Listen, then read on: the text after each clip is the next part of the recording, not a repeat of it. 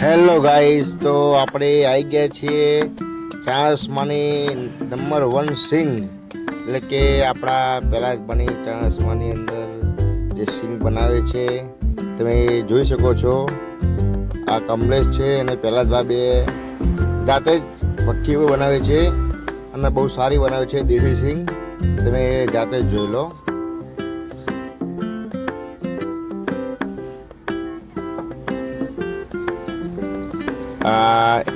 એને હવે બાફીને સુકાવા મૂકી દીધી.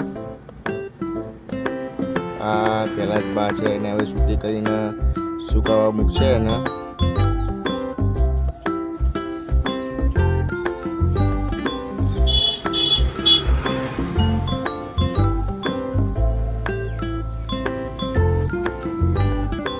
અને તડકાની જરૂર હોય છે.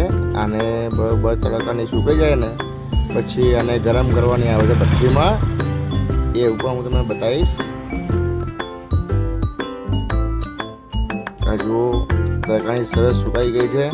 હવે આના કમલેશ લઈ જશે ભઠ્ઠીમાં ગરમ કરવા માટે. બરોબર, તમે જોઈ શકો છો. આ પહેલાં જ બા ભઠ્ઠી ચાલુ કરી દીધી છે અને કમલેશ આ ગરમ કરે છે સંચર.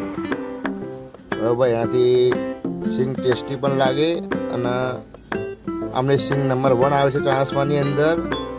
બરોબર, તો મિત્રો ચાણસમા બસ સ્ટેન્ડે તમે આવો તો એની સામે જ છે પહેલાં જ પાણી લારી. ત્યાં સિંગ ચણા બધું જ મળે છે. જો કમલેશ કામે લાગી ગયો છે અને અહીંયા સિંગ રોજે રોજ બને છે અને તાજી જ આપવાનું વસ્તુ.